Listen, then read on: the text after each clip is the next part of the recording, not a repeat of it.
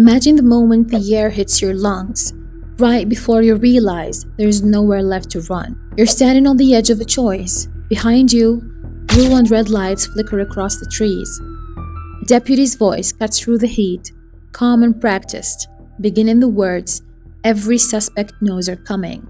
The metallic promise in handcuffs waits only seconds away. In front of you, darkness, the wide, silent expanse of the Halifax River. Most people stop there. Most people understand the game is over. But every so often, instinct beats reason. Panic drowns logic. And in that split second, a river does not look like danger anymore. It looks like freedom, a portal, a vanishing point. So what happens when your great escape plans last less than a minute? What happens when the high-speed chase ends not with the screeching tires, but with the soft splash of paddleboards cutting through the water? It began like countless encounters in Florida. Routine, ordinary, another stop, another name. Chase Cruz, 28 years old, face to face with deputies. Then came the familiar cadence. You have the right to remain silent. But before the sentence could finish, something in Chase's mind snapped into survival mode. Psychologists call it an amygdala hijack. The instant fear seizes the controls and shuts down the parts of the brain responsible for logic, consequences, and basic common sense. He ran. Suddenly, it was cinematic. Feet pounding dirt, branches snapping, breath burning in his chest. For a few glorious seconds, maybe he felt untouchable. Maybe he thought he was rewriting the ending, that he reached the river and jumped. The splash must have felt dramatic, final and heroic. Even. But water is honest. Water does not care about adrenaline. It does not care about momentum. It does not care about your plan.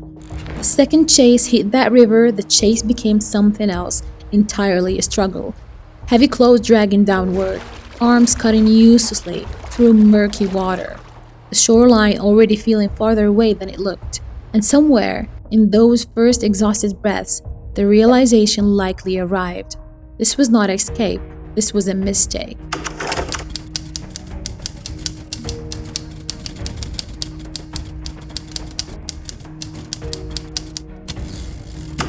Now on a television, police chases come with expectations. Helicopters, sirens, tactical maneuvers, speed, violence. We expect intensity, we expect spectacle.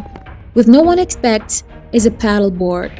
Because while Chase floated in the river, deputies faced a problem. Cruisers don't drive on water.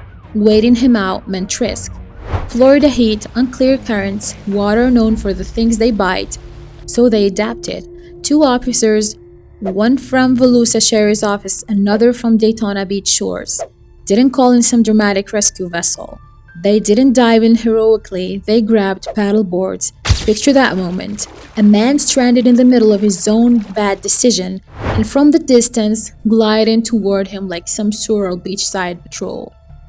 Come the police, calm, upright, balanced and silent. There is something strangely powerful about a paddleboard. No roar of engines, no aggression, just patience moving steadily forward. And with every stroke of the paddle, Chase's options disappeared.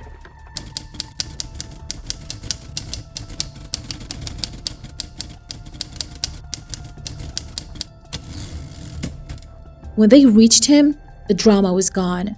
No fight scenes, no final stand, no desperate resistance. Just a soaked man in a blue shirt, floated in exhaustion, while the officers did something almost cruel in its kindness. They helped him, they pulled him onto the board. Think about that humiliation. You wanted to be that star of an action movie? Instead, you became cargo. You tried to outrun the law and ended up being rescued by it. Then came the slow ride back. No sirens now, no shouting, just the dip of paddles into water, the silence of the river, the dock growing closer. Officers waiting on shore like reception committee you never wanted. And with every yard forward came the crushing arithmetic of consequences. The charges you fled from were still there. Now they had company, resisting arrest, public embarrassment, vital footage, permanent internet memory of being ferried to jail like a stranded tourist. Why do people run when the engine rarely changes? Because running isn't always about escape. Sometimes it's about refusing reality for 10 more seconds. If I'm moving, I'm not caught. And if I'm in the water, I'm not in a cell. But the Halifax River offered no freedom, only reflection. It showed chase crews exactly what panic often reveals. First not of option, desperately trading water in a problem he made worse himself. And maybe that's why the story lingers. Not because it's funny, though it is. Not because it's bizarre, though it absolutely is. It lingers because it feels symbolic. We all know what it means to run from consequences, to leap before thinking, to choose motion over acceptance. Most of us just don't do it on camera while police battle calmly toward us. So tell me, what's the stranger punishment? The arrest itself? Or knowing the whole world watched you lose to a paddleboard?